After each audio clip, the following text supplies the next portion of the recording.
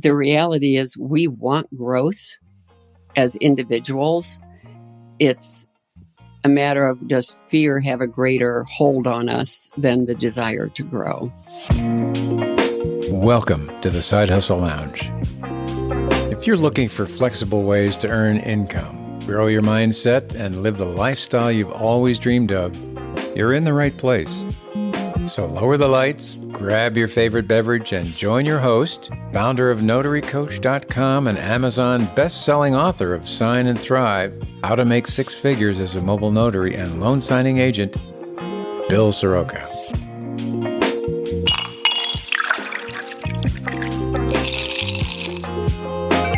Cheers and welcome to my guest today, Deborah Dubree, an elite performance expert and strategist, plus the author of Average is an Addiction, From Mediocre to Millions. Deborah, thank you so much for being here. Oh, it's my pleasure. Thank you for having me. I've been looking forward to our conversation. Today, guys, what we're talking about is finding resilience or building resilience during times of growth, uncertainty, and change, which it feels like all the time, Deborah. It is nowadays, especially. I mean, it was before, but after 2020 and people refocusing what's a priority for them and being able to not be, excuse the expression, but like gun shy anytime somebody coughs or sneezes or, looks sideways. Resiliency is definitely needed to get through it and needed even now after we're hopefully, fingers crossed, coming out of it. Yeah, definitely. Now, right now, people see you as an elite performance coach, as a successful business person that sold a $20 million construction company. You're a published author. But where did you get started? Well, and I will make one correction. I'm not a coach. Coaching is one of the skills that I use. I'm an elite performance expert and strategist. So many of the skills that I use are unique and are based on the sciences. Coaching just is one of my skills. I got started years ago back in Illinois, actually a small town outside of Chicago, 8,800 people, near Stateville Prison, which is, even as a Girl Scout, we took field trips, believe it or not, to Stateville Prison. Interesting. Where yes, to avoid. It did stick in my memory, obviously. But I started out, in a year and a half, I graduated high school, cosmetology school, took my state boards, got my license, went to Chicago to take my state boards, got my license, got my first W-2 job, got married and had my first child. And that was all within 18 months, and it all completed 1 month before I turned 19. So I knew everything. I was just so damn smart. It's incredible. Right up until the point I went into labor, and then it was, I could use a little help here. But from there, moved out to Arizona in 1979. My husband, I had two children at the time. Well, we had two children at the time. And my entire goal was to, once my family was settled, and I wanted to get my daughter, who's 6 years older than my son, she was settled in school. My husband was working. My son, I was looking for a real good preschool that was more than cut and paste. And my entire goal was to get out of the house, not talk baby talk, and make enough money to put my youngest into that really good preschool. And ended up with a job as a receptionist at a property management development company. I thought receptionist was a position that I was supposed to have because small town girl, high school diploma, where else would I fit in my mind? 6 months later, I was bored to tears. Had totally rearranged everything in the front office. I started taking phone calls I wasn't supposed to take, but I knew I could handle it, so I took them anyway. And really looked at what else was possible for me. And we had an opening in our sister company, which was the construction company that was directly across the hall from where I was seated, and I answered their phones as well. And the position was for a construction accountant. I wanted the job. I wanted the money. We could use the money. One of the big things was I wanted a business card, because everybody who came into my office handed me a business card. And I felt I want to be important enough to have a business card. And I ended up at the weekend right before, it was on a Sunday before Monday was the cutoff for the resumes. I had seen the resumes come in from various people, CPAs, bookkeepers, people in the industry for years and years and years. And here I was with two things going against me. One, I knew nothing about construction. And two, I had never taken an accounting class in my life. And this was for a construction accounting position. Pretty So, big challenges. yeah, just a tad. But hey, Mm-hmm. you got to build someplace.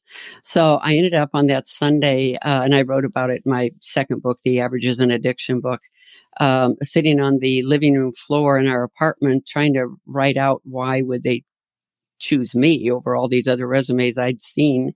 Because again, I opened all the mail. Couldn't come up with anything. Ended up tearing pieces off of like a yellow legal tablet where I'd started to write something, tore it off, folded it, or balled it up, threw it across the floor, did that multiple times till I finally got up, went to the kitchen to splash some water on my face, tears rolling down my face. I wanted it so bad and I just couldn't see a way. And then all of a sudden with some more energy running through my body, it was like, well, why not me? I call it now getting my Chicago on. And it was, why not me? And I went back and I wrote what I now teach others. One of the things I teach others is my self-identity statement, not based on any of the tests and DISC and Myers-Briggs and all the other tests, which are good, but I haven't found a whole lot of benefit in many of them because to me, depending on who's using them, they can be great. And for other things, it's just a way of confirming, yeah, well, that's why I'm not any good at that. Which to me, I don't believe in that. So mine was similar to, I'm tenacious, I'm gutsy, I'm street smart. I ask a lot of really good questions and I expect answers and I will do whatever it takes within my value system to get what I want. And I went in the next morning and when I'm out speaking, I tell people that I walked in and handed my application to the construction manager, who was also one of the partners over the entire corporation, handed it to him and said, here, you need to hire me. Now, what I really did is I waited till he was out of the office. I snuck over to his office, hid my resume within the pile of mail that I was taking over there, went back to my desk shaking, my heart just beating like crazy. Because I just don't know what was going to come of it. Right. So, and fortunately, I was called in for an interview, lied through my teeth whenever he asked at one point. It was like a 3-page job description. And I was looking through it as he was showing it to me. And at one point he said, do you have any problem, being able to do any of these tasks and responsibility? And I said, absolutely not. And I went home and told my husband at the time, I said, I don't even know what some of those words mean, but they said they would train somebody. I know if they hire me, I'll learn.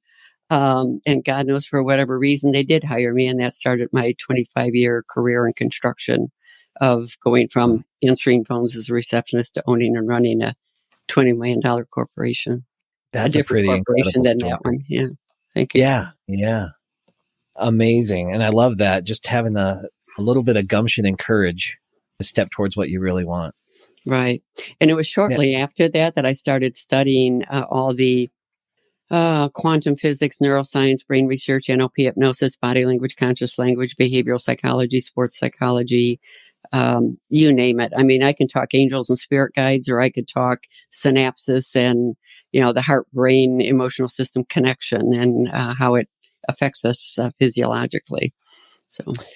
And you did that in the beginning as more of a hobby than as a career trajectory, or did you know you were going to end up here? No, that's a great question. That has to do with when I was, it's like the real origin story. When I was 12 years old, 5 days before Christmas, my brother was killed in a car accident. He was 16, I was 12. And what I have since learned is what hit me at that time. I was at home baking Christmas cookies with my girlfriend, singing songs and lights and Christmas lights. Of course, Chicago, lots of snow on the ground and things like that. My parents were at a party at the local restaurant for my mom's work, and my brother was over at the church for a youth event. And when my parents came home with the minister, because again, small town, and they came in, and when my dad said something similar to Stevie's dad, he lost control of the car and was killed. And held me. I was in his arms. My mom was behind him holding us. And it was that flash of lightning that I call lightning bolt moments where, the energy comes together and it gathers everything around it and holds it really tight. It's like PTSD. It's not like, it is PTSD. So what became of that was, oh God, even like 12, 13 years later, I couldn't say his name without going into tears. I could not smell Aquanet hairspray without going into tears. And because of all that, when I finally, after we moved out here, and I was like, this is a bunch of crap. I need to figure out what's going on here because I cannot continue to live like this. And that's when I started studying all the different scientists, sciences, as well as the spiritual side, and seeing how the two actually crossed over and how science was proving out spirituality, which if you're spiritual, you don't need it to, but it's kind of cool that it is. So, yeah. And that's what started me down that path. So this was part of your healing process. How long did it take to get there or find the release? How long is it taking? Is that a better question? Yeah. Well, the reality is now, obviously I can say, Steve, my brother's name, and I can talk about him without going into tears and all that type of thing. Does it crop up every once in a while? Maybe I hear a commercial or something happens and I just, for a moment, then I catch it, I can release it and I can go on. So it's starting an understanding of catching it faster and shifting it quicker. By having the tools and the technology that I know, simply by studying. And I find this true with any of my clients, and I only work with high achievers, that by studying and beginning to understand the brain body feedback loop and the way that we as human beings communicate and hold on to memories, both. I was able to move that energy fairly quickly. And once I got started, holy man, that's what opened up the doors to all the different things I was studying, because it was just super interesting at that point. And to say, well, if I can do that, what else can I do? And then became, took all that knowledge and built some of my own techniques that are based on the sciences that are out there. What would you say, because you just said something really interesting that I want to dig deeper in, what would you say is the most compelling evidence of science proving spirituality? Oh, Lord, there's so much out there. Well, partly energetically. Okay, so here's something. And this is what I will do even with my NFL players or with corporate people, and that is I use what I call e-magination. It's imagining with emotion. So it's knowing that the mind, it doesn't know the difference between real or imagined. So as I can take someone, I've had a player who was injured, an NFL player. He was an offensive lineman. And during preseason, he tore his tricep 80%. Now, for those of you who don't know football, this is a gentleman that had to punch another gentleman. They call it punch when they they hit him towards the chest and they'll move him out of the way so they can't come through to the quarterback. So the other team can't get through to the quarterback. So this is like a 300-pound man hitting another 300-pound man, both of them coming at each other like locomotives.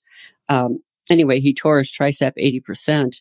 The doctors, the surgeons said he'd never play again, partly because of an 80% tear, partly because of the position he played. Any other player around him said the same thing, anybody else in the NFL. He happened to have just signed on with me like a month or so earlier. And when I talked to him on the phone, and all my work with him is with all my clients is done either over the phone or Skype. And I said, well, what do you say? And he said, well, I want to play again.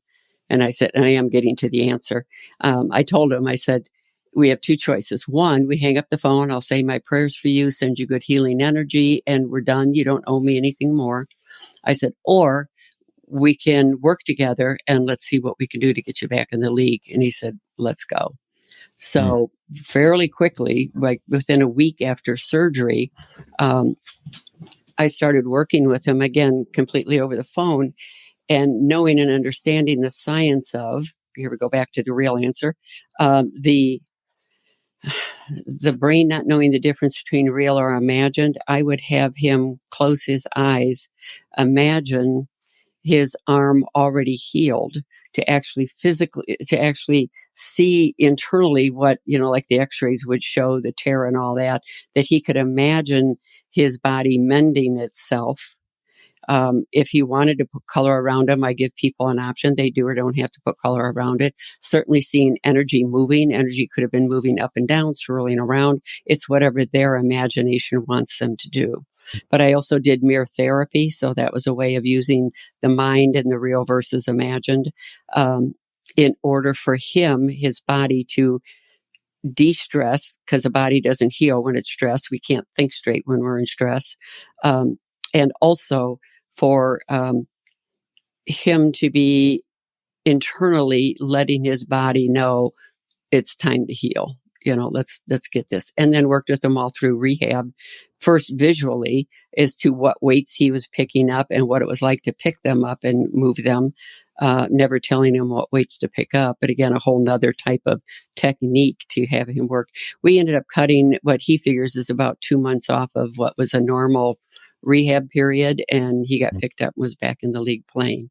So that's using the imagination and the way our mind, it's a mental, emotional, physiological aspect. People talk about mental, mental toughness. And I go, yeah, it's a third of the equation. Thanks for trying, but it's only a third of the equation. It's mental, emotional, and physiological. And you have to work all three together to get real change. That's powerful. Powerful. So the science was he healed faster and was stronger than ever before, which could be tested by what he was doing, how soon he was doing it, and those type of things. Certainly x-rays and those type of things would show the healing quicker. And then the spiritual aspect was using the spirit of who we are to heal ourselves. Yeah. This is, I don't even know, I guess it's still considered an emerging field, but there has been so much evidence of this type of is this an emerging field? What would you call this? Well, science in itself is. I mean, there's all sorts. You look at the nanobodies. You look at, everything. What we thought we knew. Well, here's an example. If we look at just the brain alone. We used to think, two hemispheres. One side was the emotional side and the memory side. The other side was the conscious side, the doingness, the busyness, which is kind of maybe almost still true, but there's really 4 aspects of the brain. And those 4 aspects have emotion in all 4 of those aspects. Is one stronger than the other towards the emotional and one stronger to the conscious? Yes. But there are 4 aspects, and it's knowing and understanding that as well. So that's relatively new science. When they discovered neuroplasticity, which has been around for a long time, that was new science. So science is always new.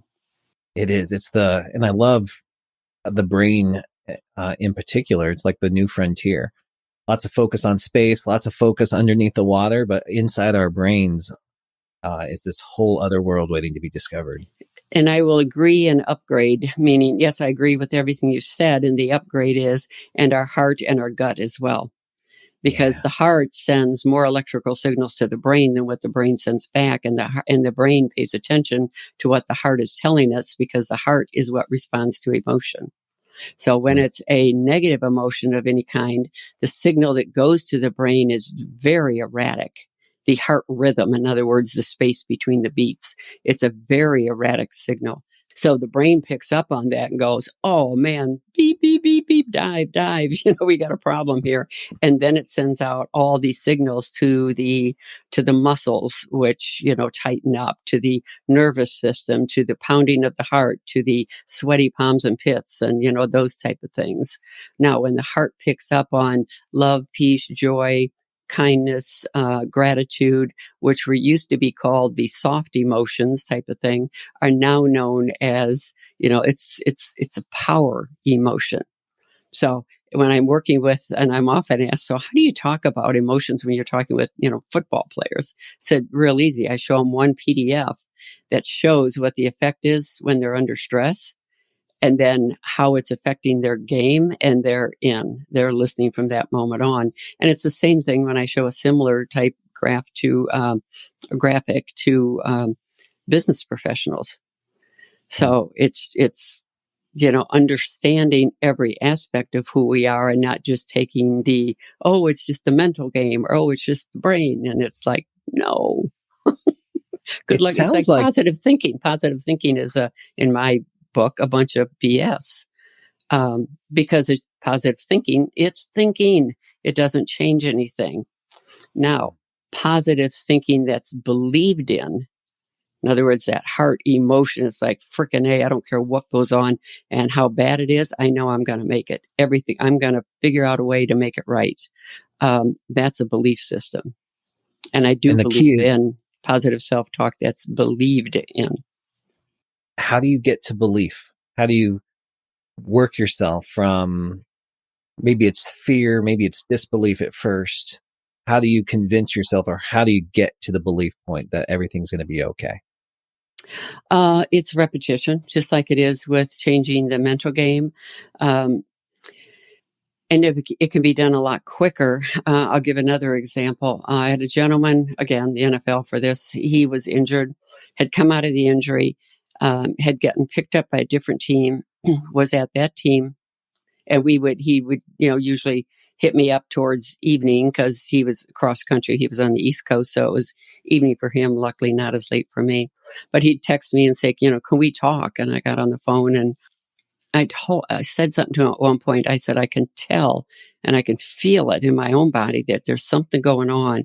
I don't know what it is, but when you figure it out or when you want to share with me, let me know.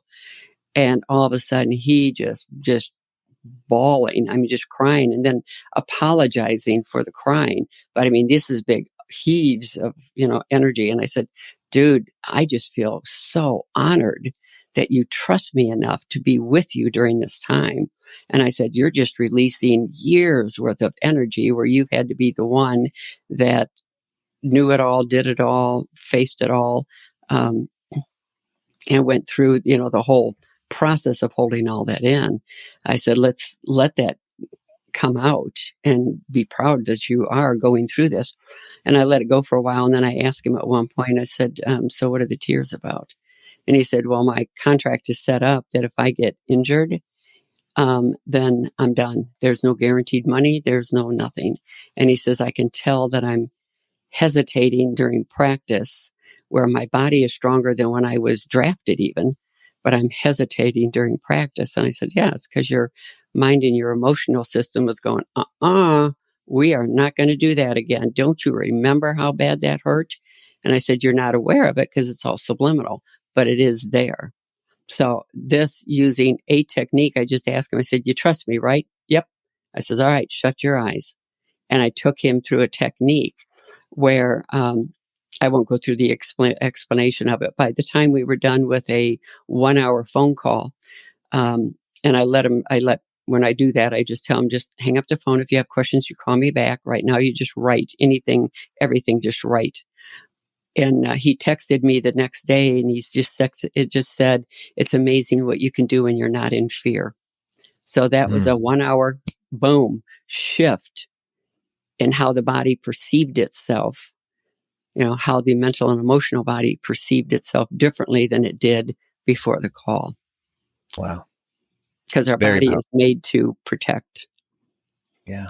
Our mind is made to protect, I should say. Protect trying to us keep from us getting safe. hurt. Yes, exactly. Yeah. That's why growth is so hard. Because the mind keeps going, or the brain keeps going, you haven't done that before. Who do you think you are trying to do that? We're not going to do that. What? No, I don't. That's dangerous. I'm looking. I don't see anything in our memory bank that says you can do this. Stop it. And yet our heart's going, but I know I can do this. Yeah. So that's a perfect segue to talk about your framework of really building resilience during those times of growth and uncertainty and change. And how do you use this and how do you teach this?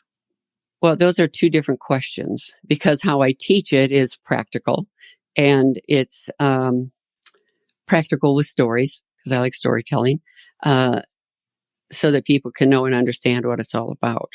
When I'm working with a client, we'll delve into it and make it very personal to them and what's going on with them and how they're going to utilize it themselves, and at what point and in what moment are they going to use which particular piece. So it becomes a growing model where, what we're talking about is the 7 C's of excellence. So the first C is choice. And we always have a choice.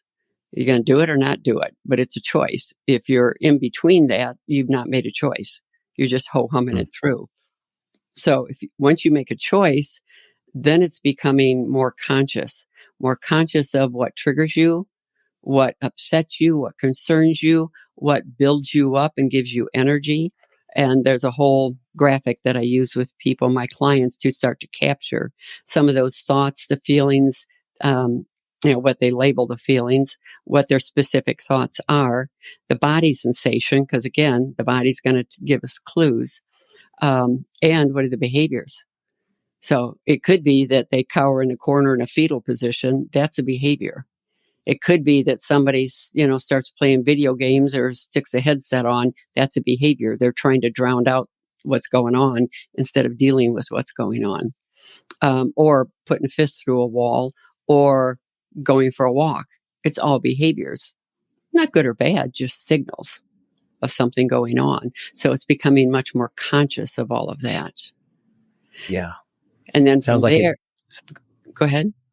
Takes a real honest look at yourself too. Absolutely. And honest is a huge word there. The choice has to be a strong choice that you truly are willing to give up something to get something. And for everything that we want to get, we have to give up something. There's a price. There's always a price, but it depends on which is the higher price. Is the higher price not getting what you want? Or is a higher price giving up something that you really don't want, but you're just addicted to it? Which is why the book is called Average is an Addiction, because we are chemical addictive machines, that until we can break that cycle, we could be addicted to really good eating or running every day or whatever, still an addiction. Because addictions aren't bad. It's just what are you addicted to and what's the result of that addiction? All right. So that's choice and consciousness. And then here comes the biggest thing is change. And this is where people get tripped up. You can go Google how to set a goal or, come up with a choice. You can look at conscious. So I'm aware and I'm, lauded on. Aren't I just so evolved? It's when you come to the point of change that the problem comes in. And it comes in because of those addictive behaviors that we have, that will cause us to keep going back to what's familiar. May not like it, but it's familiar. Some people will go away from an abusive situation and then they'll go right back to it. And people wonder why. Well, at least they know it. And they know that at 5:00, somebody, he or she, is going to come home, slap the crap out of me, and then we're done for the night. It's having that knowingness. It's the uncertainty that scares us. So the uncertainty of going into a safe place can be scarier than being in a place that's harmful. Wow. Same reason somebody says, you need to stop smoking or you're going to die. Your lungs are just toast. I don't know how you even get any oxygen in your lungs. And the person goes back to smoking. Why? Because it's addictive. It's that simple. Are we addicted to our comfort zones? Oh, yeah, absolutely.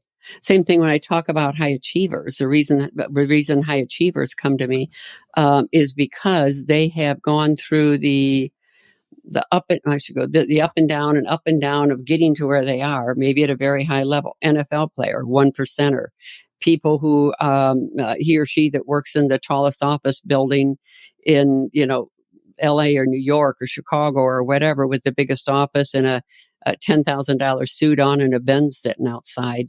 They can still be average to their peers, or at least average to themselves, of what they know they are capable of, but they're just not doing it. And they start to plateau. And they plateau because the work that I do with people is changing contextually how they think about themselves and how they think about those around them and even their company. Let's go back to the very beginning comments we made about 2020 and everything we went through.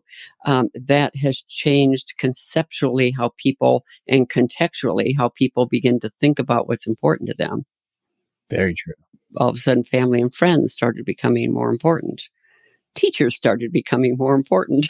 So they get the kids back in school and get their freedom back, or their sense of well-being back, at times.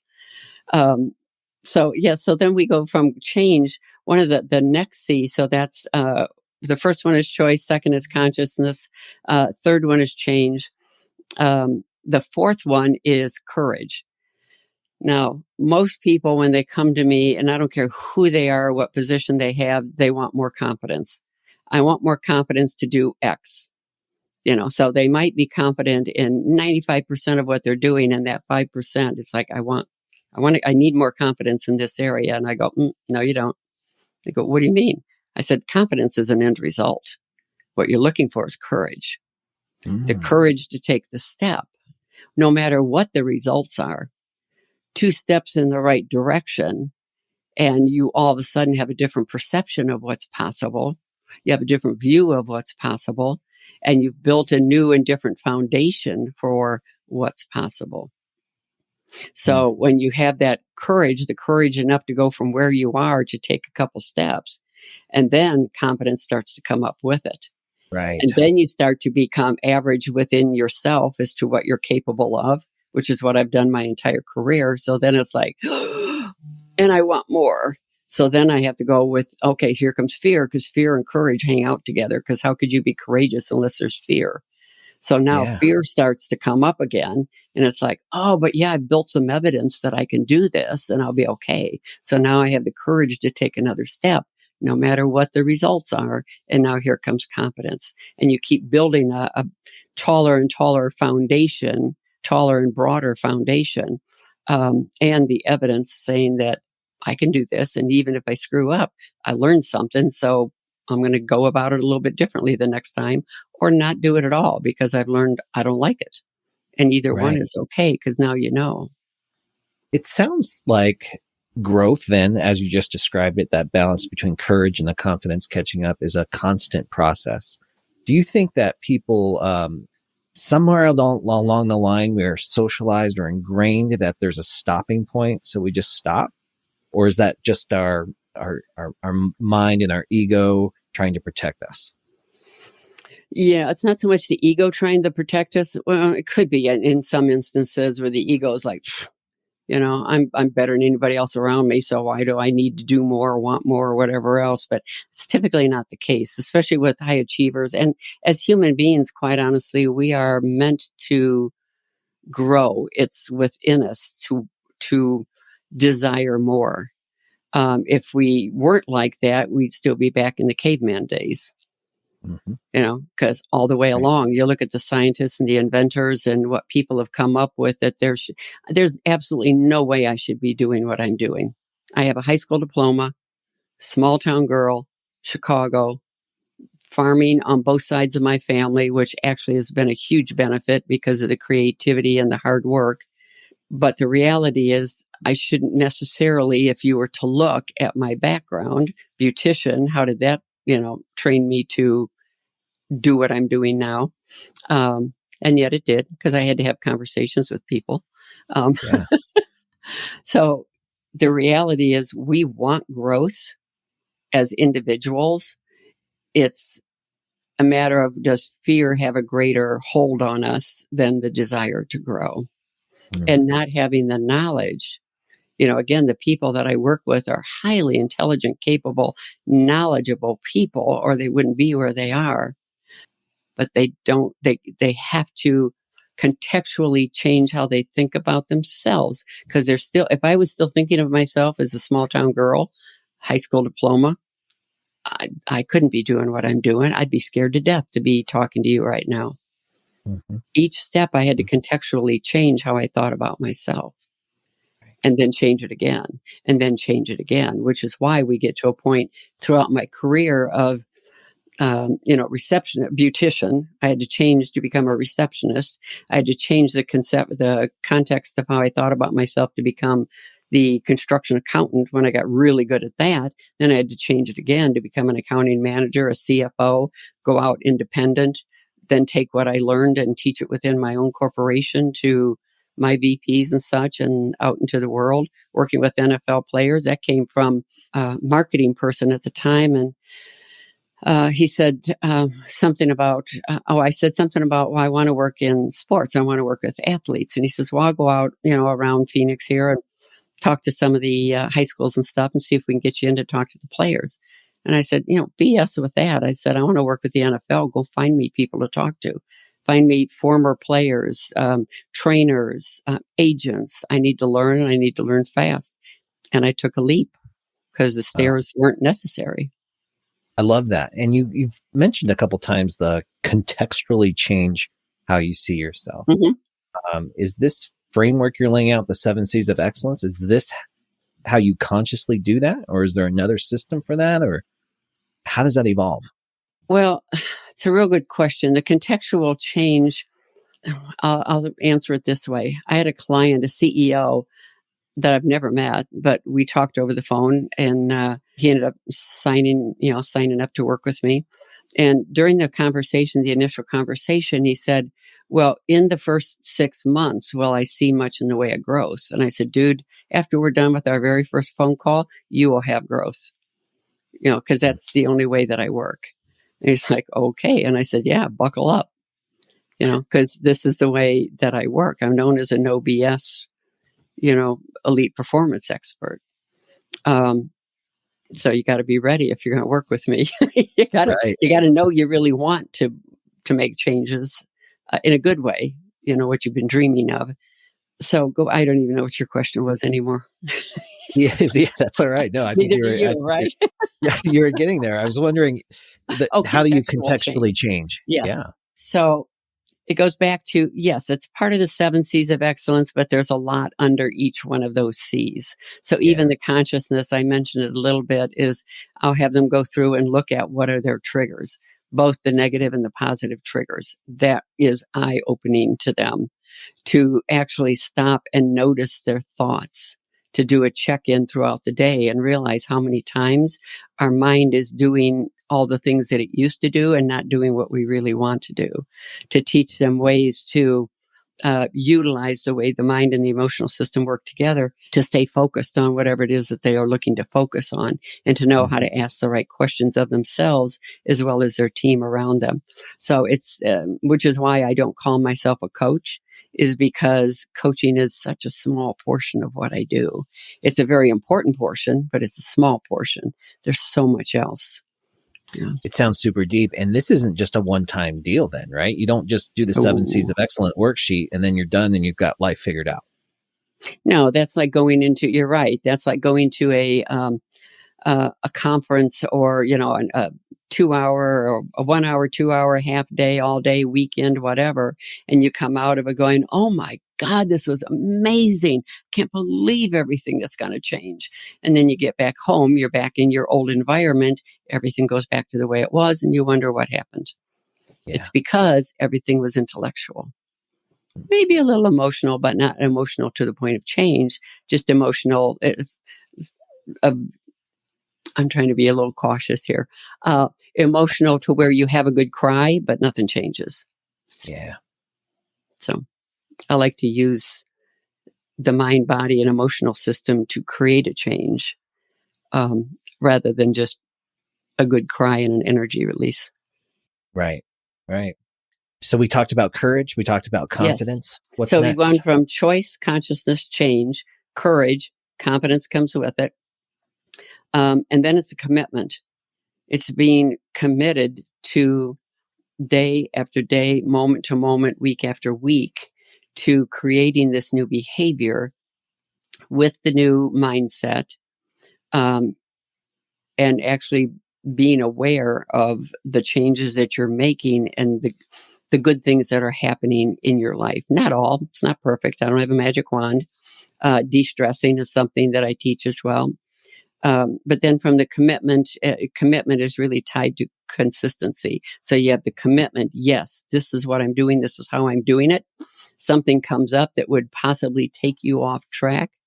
And you go, nope, that's not where I'm headed. This is, is what I'm being offered, is what I'm hearing, is the decision to go out and party at night when I've got a game the next morning, or to go out and hang out with a bunch of board members drinking when I'm the one at the head of the table that needs to be setting the example for the others. Is the choice I'm about to make going to take me further from or bring me closer to the end result that I'm looking to achieve? So that becomes a commitment. And then you also look at the consistency of doing that repeatedly. And then there's a bonus C. And the bonus C is challenge, because everything begins and ends with a challenge.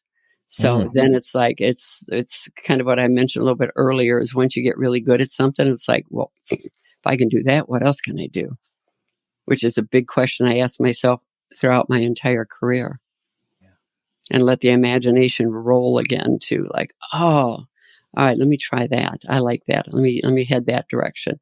And you may get part way there, putting all forces towards it, and go, no, I was going to go kind of off to the left at an 80 degree, but now I realize I really only wanted to go to a 90 degree.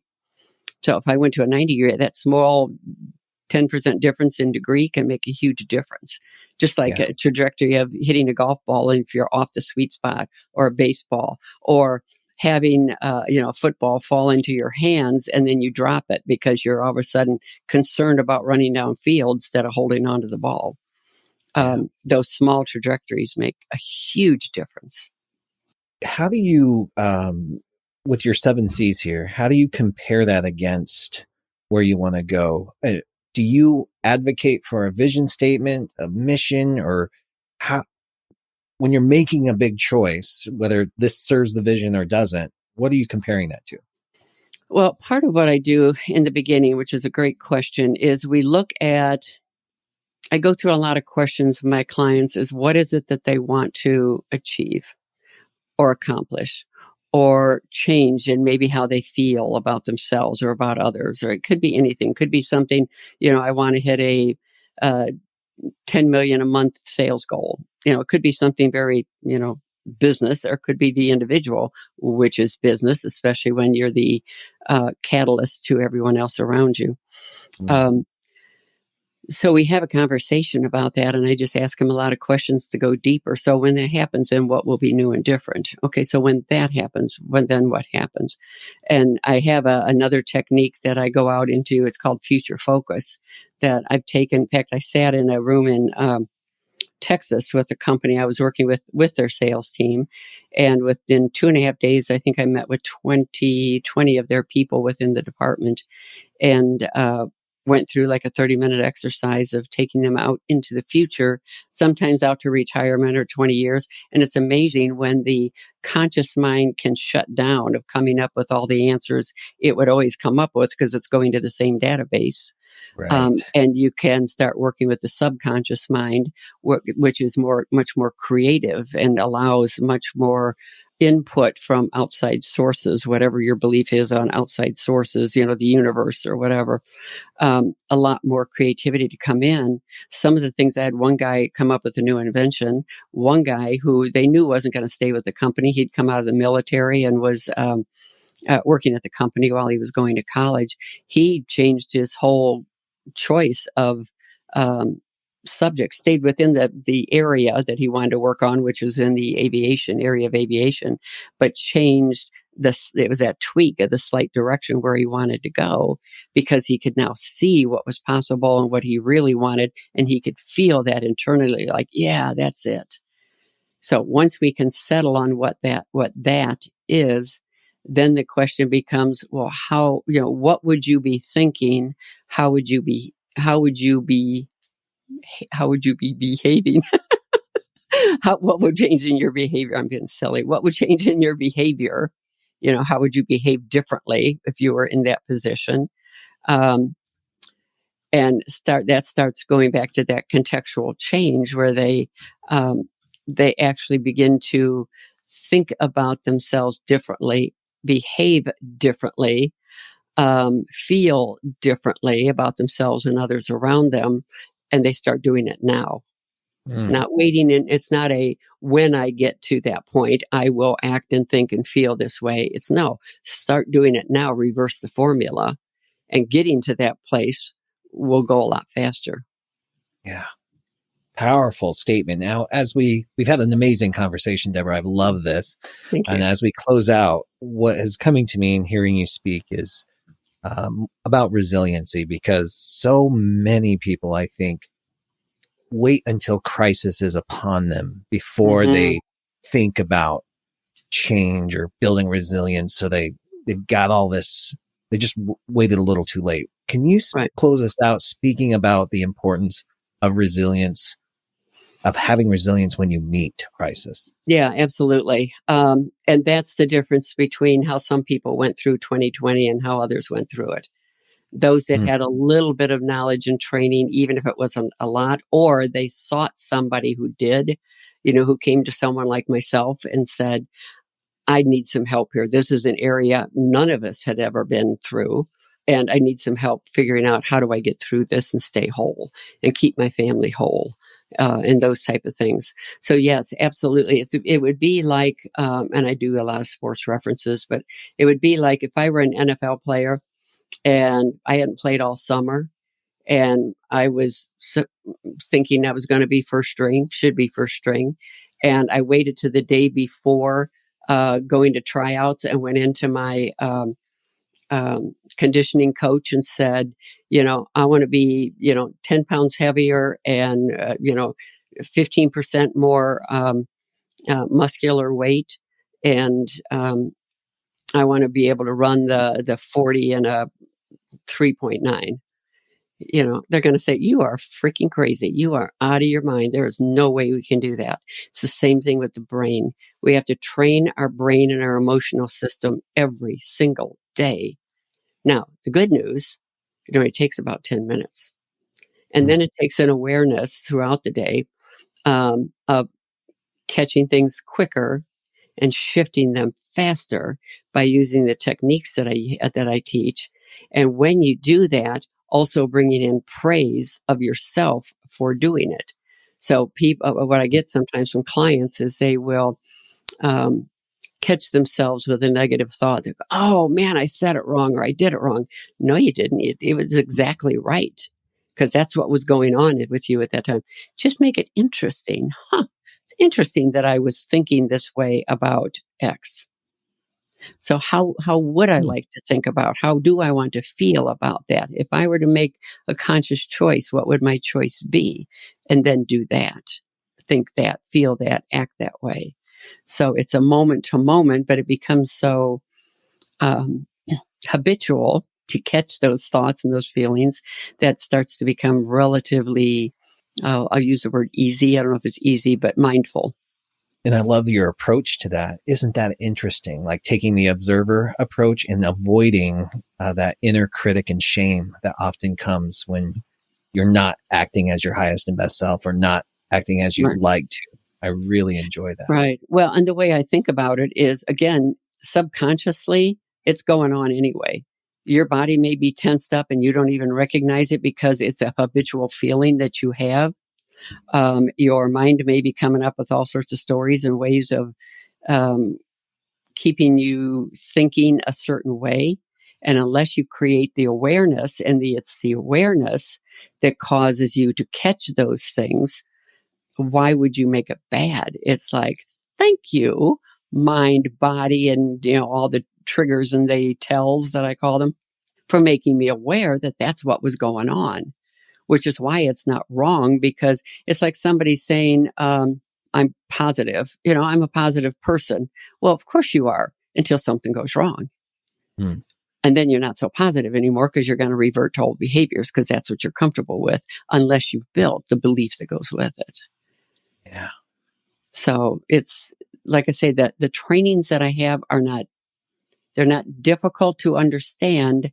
They need to become habitual in the application. Right. And that goes back to that change that makes it a little more cumbersome at times. I'm still learning after almost 40 years worth of this. So peeling back the onion. Well, and I think that's a great lesson for us to end on, is that this is a constant, continuous process of growth and discovery. Nobody has this figured out yet. We're all working on it. Again, if it were, we would be exalted someplace and nobody would be able to see us because we'd be vibrating at such a fast speed and higher level that we wouldn't be visible anyway. So consider Deborah, yourself thank you so much. human. Yeah, I said, consider yourself human. Yeah. Yeah. I love it. Thank you so much for the incredible conversation today. I love this. Thank you. If you're listening and would like to learn more about Deborah Dubree, she's got her book, Averages in Addiction. Plus, she's the host of the Leaders on the Edge podcast. You can visit www.sidehustlelounge.com. In the VIP room, I'll have all the links to connect with Deborah. Thank you so much, Deborah. Thank you. My pleasure, Bill. Cheers, everyone.